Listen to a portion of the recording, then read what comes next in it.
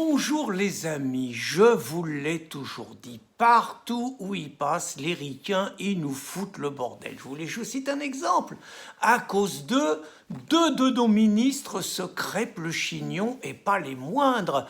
Notre Marlène Schiappa nationale et notre Nicole Belloubet nationale. Elles se crêpent le chignon à cause d'un dossier américain. Je vais tout vous raconter. Donc aux États-Unis, un milliardaire qui fréquente absolument tous les milieux, Hollywood, les démocrates, les républicains, les riches et tout, était juste un prédateur sexuel arrêté pour cela, qui filmait absolument l'ensemble de ses prestations. Il avait besoin de mineurs pour ça. Et donc ce prédateur, Jeffrey Epstein, qui par ailleurs a fait sa fortune parce que c'était un génie en calcul, ce qui ne change absolument rien, donc ce prédateur vient d'être retrouvé pendu dans sa cellule. Il avait été arrêté. Alors le traitement de l'information est quand même extrêmement curieux parce que certes, il connaissait Donald Trump, mais Donald avait rompu avec lui depuis 20 ans en expliquant que ils avaient le même amour pour les femmes, mais que lui, c'était pas tout à fait des femmes, c'était des petites filles, et donc il voulait plus voir ça, alors que ce prédateur, il continuait à être très proche des Clinton. Il se dit qu'il avait un jet privé qu'on appelait le Lolita Express, et il se dit que Bill, il aurait monté avec lui 27 fois. Il avait une île spécialement réservée à ça, des massages, parce qu'il était un peu tendu, le prédateur, là, donc il avait besoin de massages réguliers et il avait besoin que ces massages ils soient faits par des mineurs 12, 13, 14 ans. Et puis il trouvait ça tellement beau qu'il filmait tout, mais qu'il filmait aussi les massages qui étaient faits à ses amis parce qu'il en faisait profiter ses amis. Et curieusement, les journalistes, ils sont extraordinaires, ces journalistes. Ils ne parlent que d'un homme proche de Donald Trump qu'ils ne voient plus depuis 20 ans, et il n'y a pas un mot sur les Clinton. Donc une drôle d'histoire. Il s'est retrouvé emprisonné. Dans prison, il dit qu'il a été victime d'une tentative de meurtre, qu'il y avait des traces d'étranglement sur son cou. On le met dans une cellule anti-suicide. Manque de chance, la caméra tombe en panne et on retrouve le malheureux pendu. Alors bon, évidemment, ça laisse aller toutes les supputations, si j'ose dire, et même le FBI parle de suicide présumé. Les rieurs disent suicide assisté. Et là où les choses se corsent, c'est que donc cet homme qui avait son Lolita Express, qui avait son île et tout, venait fréquemment en France. Et on a une liste, alors on ne sait pas quelle liste. Est-ce que c'est simplement la liste de ses futures proies? Est-ce que c'est la liste d'amis français qui en profitaient également? On ignore, toujours est-il, et c'est là que les choses se corsent, c'est là que commence le baston entre Marlène et Nicole. Marlène, elle croit bien faire, elle est dans son rôle et tout, et donc elle dit il faut absolument ouvrir une enquête, hein, c'est indispensable, et tout. Et alors moi je sais pas si l'enquête, il y a besoin de Marlène Schiappa pour ouvrir une enquête sur un sujet comme ça.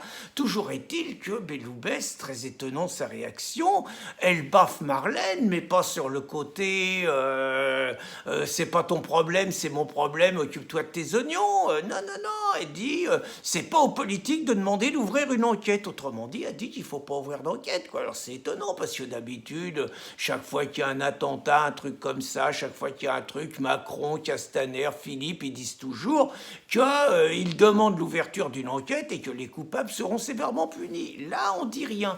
Donc évidemment, tous les conspirationnistes, tous les gens qui voient le mal partout, ils vont se dire que pourquoi il n'y a pas d'enquête d'ouverte, pourquoi Belloubet s'y oppose, est-ce qu'on veut protéger des gros poissons, tout ça, et c'est vrai que c'est une vraie question, parce que sur les affaires de mineurs, ce qu'on appelle la pédophilie, en France on se pose des questions quand même, parce qu'on s'aperçoit que le seul gros procès qu'il y a eu là-dessus, c'était le procès d'Outreau.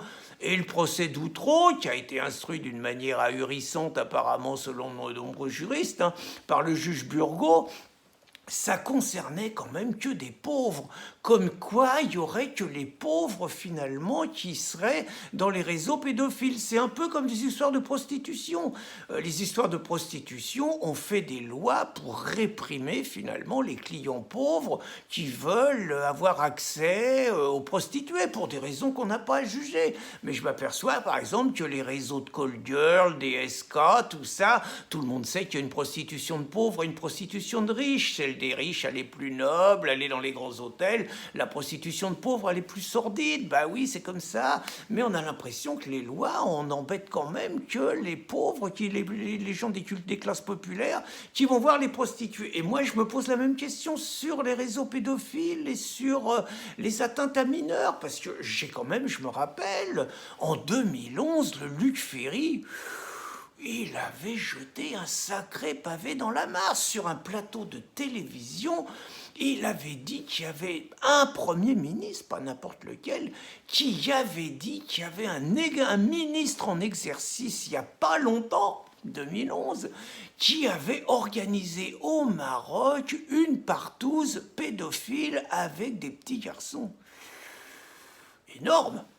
Le journaliste lui demande le nom, l'autre il se rend compte qu'il a été un peu trop loin, il dit non, non, je donne pas de nom. Curieusement, toute la presse prononce ou pense à Jacques Lang, on ne sait pas pourquoi, j'avoue, je comprends pas, mais le nom de Jacques Lang apparaît, et dans d'autres revues, le nom de Douste Blazy apparaît, parce qu'il y a une histoire compliquée qui s'est passée un 31 décembre à un hôtel, la Mamounia, un hôtel de riches au Maroc. Canard enchaîné, on a fait des gorges chaudes, il y a eu un baston entre Douste et sa compagne de l'époque, ils ont tout cassé dans la chambre, enfin c'est ce qui se dit, après ça a été nié, et la rumeur a circulé que Douste il aurait été pris un petit peu dans les sujets que j'évoque, même si la compagne elle a nié.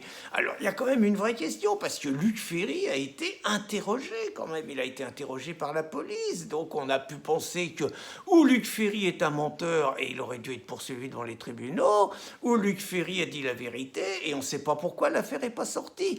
Donc forcément, ça laisse supposer quand même que il y aurait peut-être des gens en France comme ce Jeffrey Epstein, mais qui seraient protégés par le pouvoir, par les magistrats. Vous voyez, le fait qu'on étouffe les affaires, ça laisse entendre des choses, quoi.